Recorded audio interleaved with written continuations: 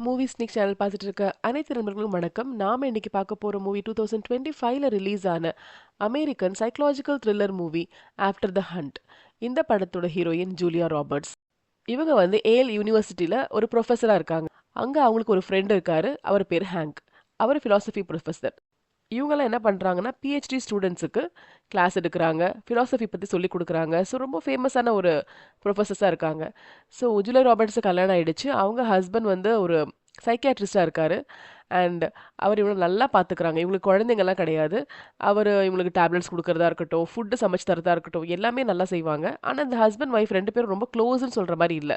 ரெண்டு பேரும் ஏதோ ஜஸ்ட் ஒரு ஃப்ரெண்ட்ஸ் மாதிரி தான் இருக்காங்க. அண்ட் ஜூலியா ராபர்ட்ஸ் என்ன பண்ணுறாங்கன்னா அவங்களோட ஸ்டூடெண்ட்ஸுக்கு அவங்க ஃப்ரெண்ட்ஸுக்குலாம் ஒரு நாள் வந்து பார்ட்டி மாதிரி கொடுக்குறாங்க. ஸோ எல்லாரும் இந்த வீட்டுக்கு வந்து சாப்பிட்டுட்டு இருக்காங்க. அப்படியே சாப்பிடும்போது ஜூலியா ராபர்ட்ஸோட ஒர்க் பற்றி, அதுக்கப்புறம் அவங்களோட ஒரு நல்ல ஸ்டூடெண்ட் இருக்காங்க, ஒரு ஆஃப்ரிக்கன் அமெரிக்கன். அவங்க பேர் வந்து மேகி. அந்த பொண்ணு பிஹெச்டி ஸ்காலராக இருக்கா, டெசிடேஷன் சப்மிட் பண்ணியிருக்கா. அந்த பொண்ணை பற்றி பேசிகிட்டு இருக்காங்க. அவர் டெசிடேஷன் எப்படி வந்திருக்கு அப்படின்லாம் பேசிக்கிறாங்க. ஆஸ் யூஷுவல் அவங்க ஹஸ்பண்ட் வந்து எல்லாம் சாப்பாடுலாம் கொடுக்குறாங்க. எல்லாம் நல்லா சாப்பிட்றாங்க, ஹாப்பியாக இருக்காங்க. அப்போ அந்த மேகி சொல்கிறா எனக்கு ரெஸ்ட் ரூம் போகணும் அப்படின்னு. கீழே ஃப்ளோரில் இருக்குது, அங்கே போயிட்டு வான்னு சொல்கிறாங்க. ஸோ அந்த ரெஸ்ட் ரூமுக்கு போனவன் எப்படின்னே தெரியல, அவள் ஏதோ அந்த கபோர்டில் வந்து டிஷ்யூ பேப்பருக்காக தேடுறா. அப்படி தேடும் போது அவளுக்கு அங்கே ஏதோ ஒன்று என்வலப் கவர் ஒட்டி இருக்க மாதிரி இருக்குது. அதை எடுத்து ஓப்பன் பண்ணி பார்க்குறா. அதில் ஒரு ஃபோட்டோ, அதுக்கப்புறம் ஜெர்மனியில் எழுதின லெட்டர் மாதிரிலாம் இருக்குது. இதெல்லாம் பார்க்குறா அவ. சரி யாரோ வராங்க சொல்லி உள்ள வைக்கிறா. ஆனா திடீர்னு அதுல ஒரு லெட்டர் மார்க் இருக்கிறத மட்டும் எடுத்து பாக்கெட்ல போட்டுக்கிட்டு மீதி என்வலப் கவரை அப்படியே ஒட்டி வச்சிடுறா. அந்த பொண்ணு ஏன் இப்படி பண்ணானே தெரியல. அதுக்கப்புறம் அவன் நார்மலா வந்துடுறா, கான்வர்சேஷன் கலந்துக்கிறா.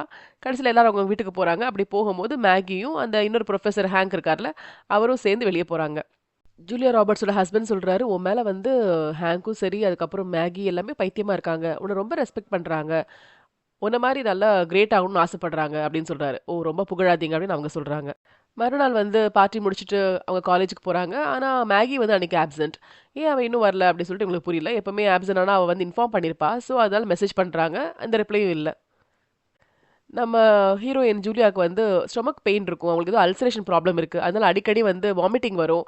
அவங்க ட்ரக்ஸ்ல இருக்காங்க. ஜூலியா வந்து கூட ஒர்க் பண்ற அந்த ஹேங்க் இருக்கார் இல்லையா, அவர் கூட ரொம்ப க்ளோஸ் ஃப்ரெண்டா இருக்காங்க. அவர் கூட நிறைய டைம் ஸ்பெண்ட் பண்றாங்க. அண்ட் அவங்க 2 பேரும் ஒரு பார்க்கு போயிருக்காங்க. அப்ப பேசிட்டு இருக்கும்போது அவர் சொல்றாரு, "நம்ம மேகி இருக்காளே நெறைய வந்து பிளகரிசம் பண்ணியிருக்கா. மத்தவங்களோட டெசர்டேஷன்லேருந்து காப்பி அடிச்சு அப்படியே நெறைய எழுதியிருக்கா. எல்லாமே அவளோட சுயமான ஒர்க் கிடையாது. அவ சரி கிடையாது." அப்படின்ற மாரி சொல்லிட்டு இருக்காரு. இவங்க அத வந்து பட்டும் படாமலும் அப்படியான்னு கேட்டுட்டு இருக்காங்க. ஆக்சுவலி மேகி வந்து கூட அலெக்ஸ்ன்ற ஒருத்தன் கூட தங்கியிருக்கா. அந்த அலெக்ஸ் வந்து ஒரு கே அப்படின்னு சொல்றாங்க. ஸோ அவ கூட தான் அவ இருக்கா. அண்ட் அவ வந்து ஒரு சாதாரணமான அபார்ட்மெண்ட்ல அப்படி இருக்கா. பட் அவ ரொம்ப ரொம்ப பணக்கார பொண்ணு. ஆக்சுவலா அவங்க அப்பா, அம்மா வந்து அந்த ஏல் யூனிவர்சிட்டிக்கு அவ்ளோ மணி குடுத்துருக்காங்க. ரொம்ப ரிச் கேர்ள். ஆனா ரொம்ப புவர் கேர்ள் மாரி அப்படி இருப்பா. அண்ட் ஜூலியாவ வந்து ரொம்ப அட்மையர் பண்றா. அன்னைக்கு நைட் அவங்க வந்து வீட்டுக்கு போறாங்க. வீட்டுக்கு போகும்போது அவங்க வீட்டு வாசல்ல யாரோ பயந்து போய் உட்கார்ந்திருக்க மாரி இருக்கு. அது வேற யாரும் இல்ல, மேகி. அவ அப்படியே மழையில நனைஞ்ச மாரி, ஏதோ ஒரு ஆபத்துலருந்து தப்பிச்ச மாரி பயந்து போய் உட்கார்ந்திருக்கா. "என்னாச்சு மேகி? நனைஞ்சு போயிருக்க. உள்ள வா" அப்படின்னு கூப்பிடுறாங்க. "இல்ல, இல்ல நான் இங்கேயே இருக்கேன். உங்க ஹஸ்பண்ட் உள்ள இருக்காரா? நான் வரல" அப்படின்னு. சரின்னு சொல்லிட்டு அவங்க மாடி படிக்கட்டு மாரி வெளியிலயே இருக்கு. அதுல வந்து டவல் குடுத்துட்டு உட்கார்ந்திருக்காங்க. "என்ன ஆச்சு சொல்லு" அப்படின்னா, "நேத்து ஒரு தப்பு நடந்துருச்சு." "என்ன நடந்துச்சு?" "நானும் ஹேங்க்கும் தான் போனோம்.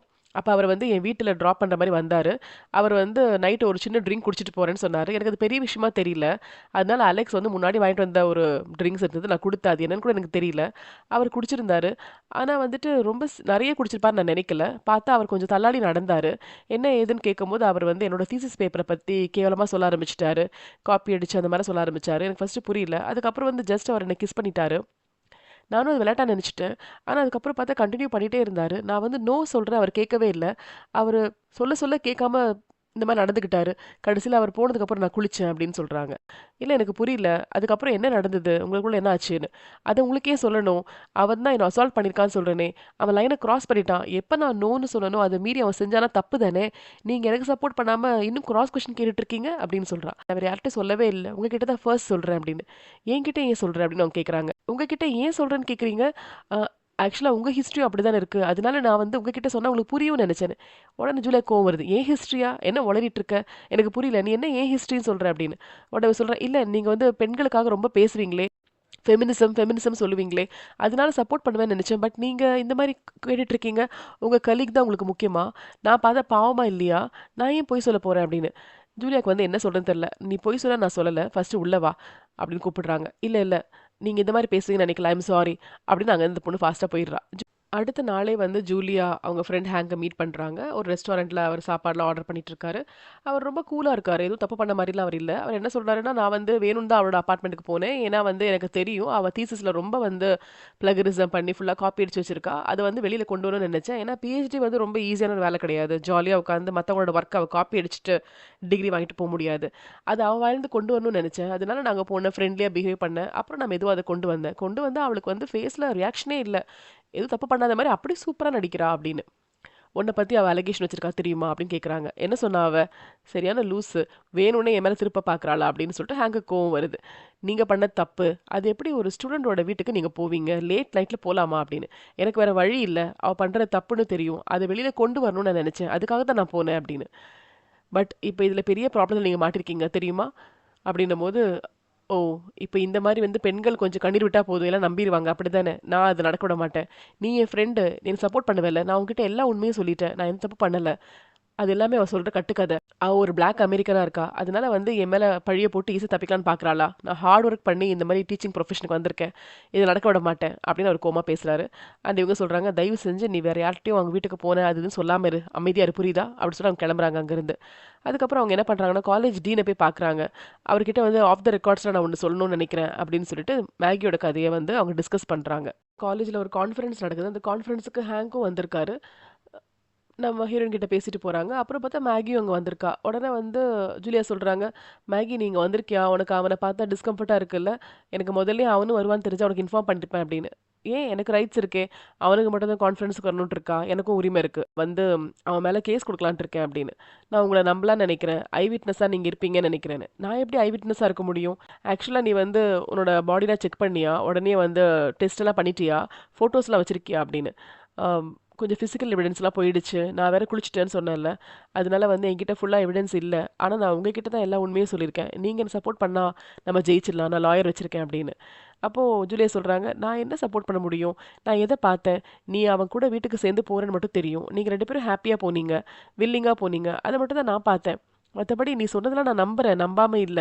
ஆனா அத வச்சுட்டு நான் எப்படி போய் பார்த்த மாரி சொல்ல முடியும்?" அப்போ மேகி சொல்றா, "ஏன் மேம் இப்படி பேசுறீங்க? உங்ககிட்ட தானே நான் ஃபர்ஸ்ட் வந்து எல்லாத்தையுமே சொன்னேன். என்னோட நிலைமைய பார்த்தீங்களா? நான் எவ்வளோ பயந்து போயிருந்தேன். எல்லாம் பார்த்தீங்கல்ல. நீங்க அத சொல்லுங்க.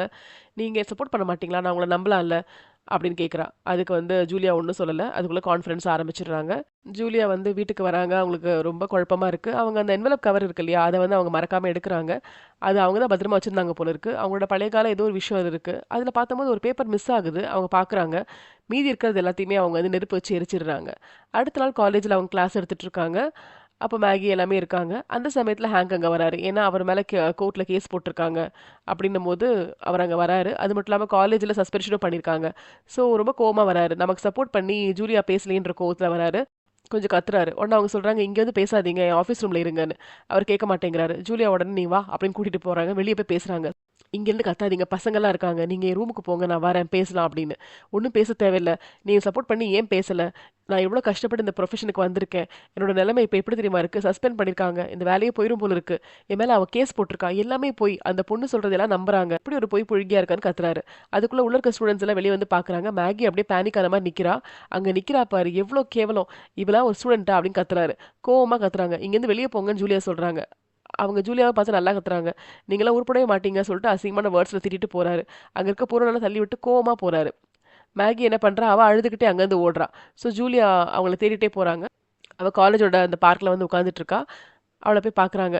"பயப்படாத, நான் இருக்கேன். நான் உன்ன நம்புறேன்." அப்படி சொல்லி ஆறுதல் குடுக்குறாங்க. "நீ வந்து இன்னைக்கு நைட் எங்க வீட்டுக்கு டின்னருக்கு வா. நம்ம பேசலாம்." அப்படின்னு சொல்றாங்க. ஸோ இவ வந்து நமக்காக ஒருத்தங்க இருக்காங்க சந்தோஷப்படுறா. மேகி வந்து நைட்டு டின்னருக்கு வரா. அண்ட் ஜூலியாவோட ஹஸ்பண்ட் சூப்பரான சமையல் பண்ணியிருக்காரு.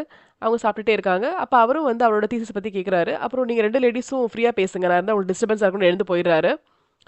ஸோ ஜூலியா சொல்றா, "இப்ப நார்மலா பேசலாமா? நீங்க வந்து என்ன சொல்ல வரீங்க?"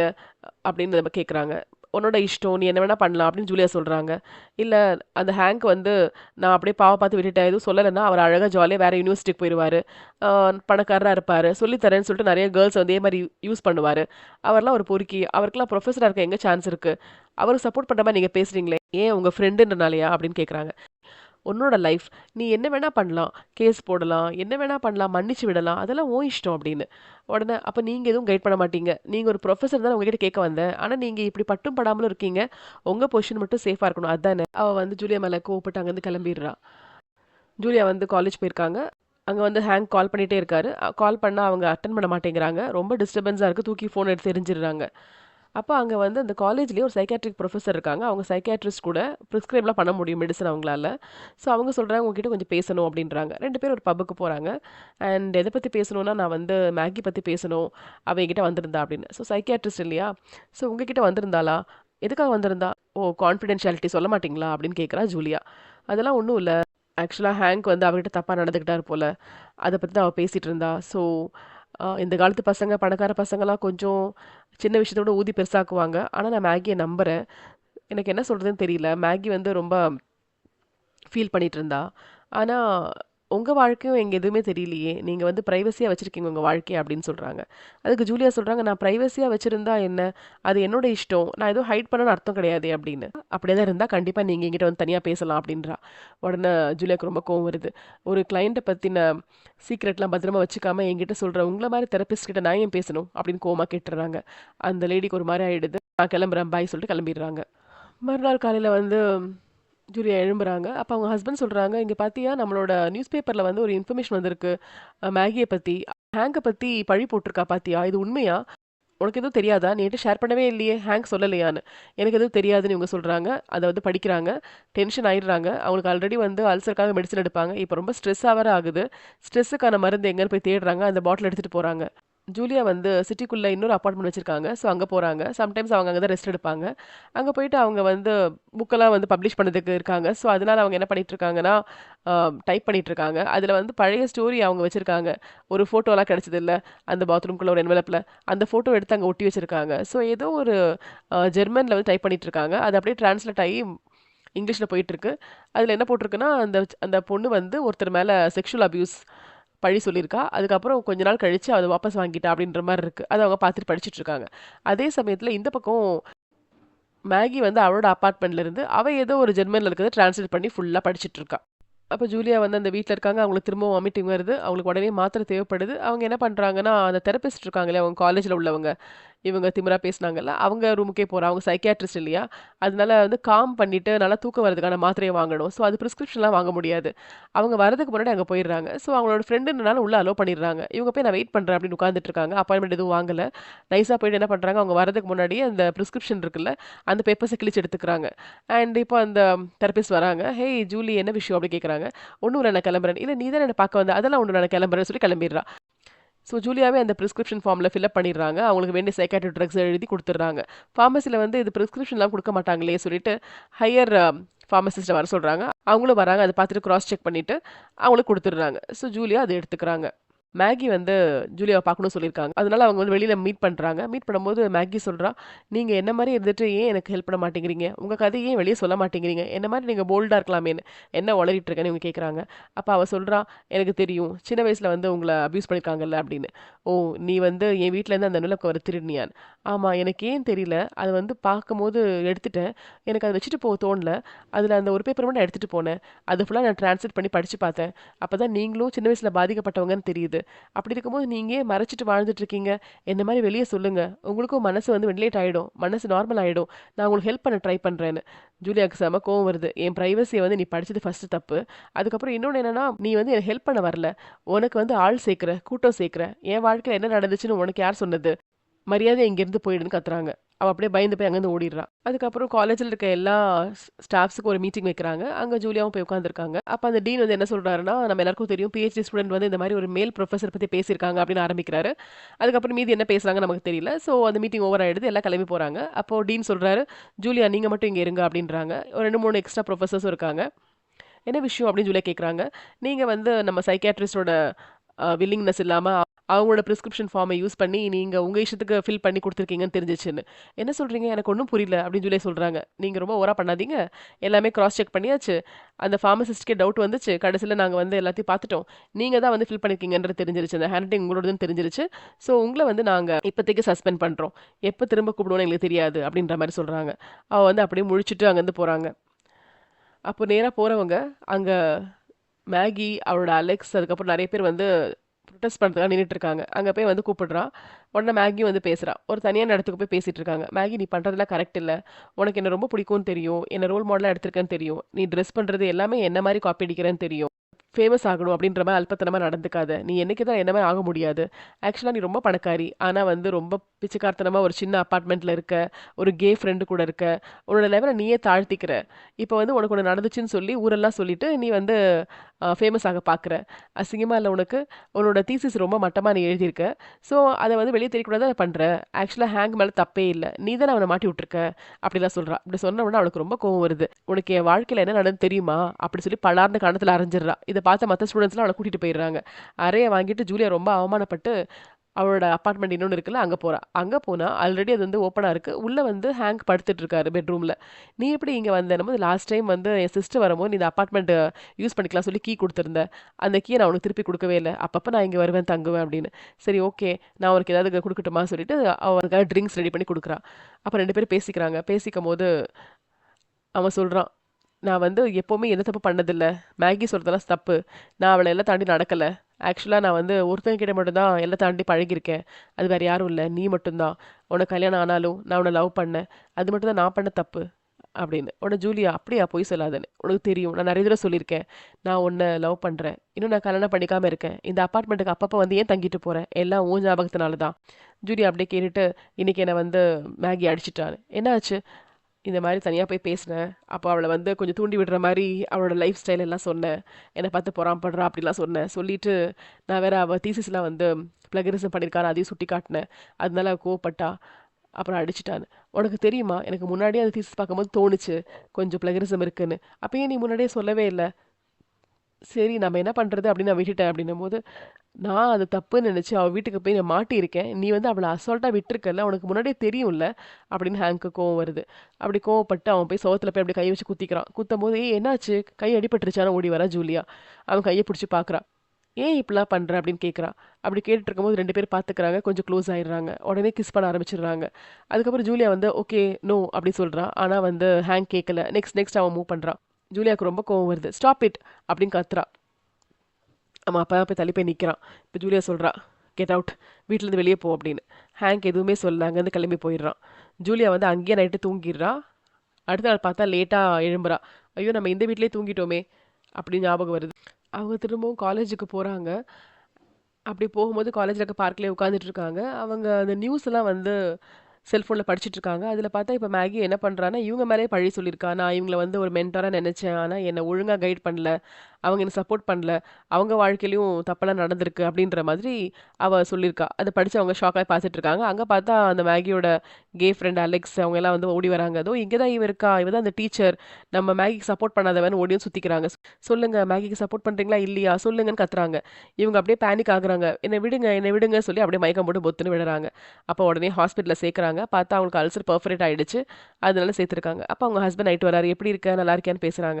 இப்ப வந்து ஜூலியா ஒண்ணு சொல்றாங்க. "நான் உங்ககிட்ட ஒண்ணு சொல்லணும். முன்னாடியே சொல்லியிருப்பேன். நான் சின்ன பொண்ணா இருக்கும்போது ஒருத்தர் என்ன ரேப் பண்ணாருன்னு சொல்லியிருப்பேன். ஆனா அது பொய். நான் சின்ன பொண்ணா ஒரு 14 இயர்ஸ் இருக்கும்போதே எனக்கு வந்து பக்கத்து வீட்டுக்காரர ரொம்ப பிடிக்கும். அவர் பெரியவரு. பட் நான் அவர அப்படி விரும்புவேன். அதனால எங்க அப்பா கூட போம்போதெல்லாம் அவர பார்க்கணும்னே அவரோட ஆஃபீஸ்க்கு போவேன். அவர் எங்க இருந்தாலும் அங்க போய் பார்த்துட்டு இருப்பேன். அப்பத்துலருந்து எனக்கு ரொம்ப லவ் அவர் மேல. அவருக்கும் என்ன பிடிக்கும். அதுக்கப்புறம் எனக்கு 15த் பர்த்டே வந்துச்சு. அந்த பர்த்டே முடிஞ்சு ஒரு 1 வீக் கூட இருக்காது. நானா போய் அவர்கிட்ட ஃபிசிக்கலா இருக்கணும்னு கேட்டேன். அவர் தப்புன்னு சொன்னாரு. பட் நான் கேட்கல. அடமென்ட்டா இருந்தேன். அப்புறம் எங்களுக்குள்ள எல்லாமே முடிஞ்சிருச்சு. எனக்கு வாழ்க்கையிலே ரொம்ப ரொம்ப சந்தோஷமான நாள் அதான். நான் ரொம்ப ஹேப்பியா இருந்தேன். ஆனா அவரு வந்துட்டு அவர் வயசுக்கு ஏத்த ஒரு பொண்ணு கூட அப்புறம் பழக ஆரம்பிச்சுட்டாரு. அவள கல்யாணம் பண்ணிக்க போறேன்னு சொன்னாங்க. அப்ப எனக்கு ரொம்ப கஷ்டமா இருந்தது. என்ன அவர் ஏமாத்திட்டாருன்னு தோணுது. எனக்கு தான் அவர் உரிமைன்னு தோணுச்சு. அந்த பொண்ணு கூட எப்படி சந்தோஷமா இருக்கலாம்? பழி வாங்கணும்னு தோணுச்சு. அதனால தான் என் ஃபேமிலி கிட்ட சொன்னேன். அவர் என்ன ரேப் பண்ணிட்டாருன்னு. நான் சொன்னது ஃபுல்லா தப்பு, பொய். பாவம் அவரு.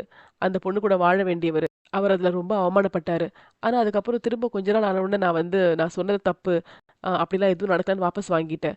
பட் அவமானம் அவமானம் தானே. அவருக்கு வந்து தாங்க முடியல. அவரு இறந்து போயிட்டாரு.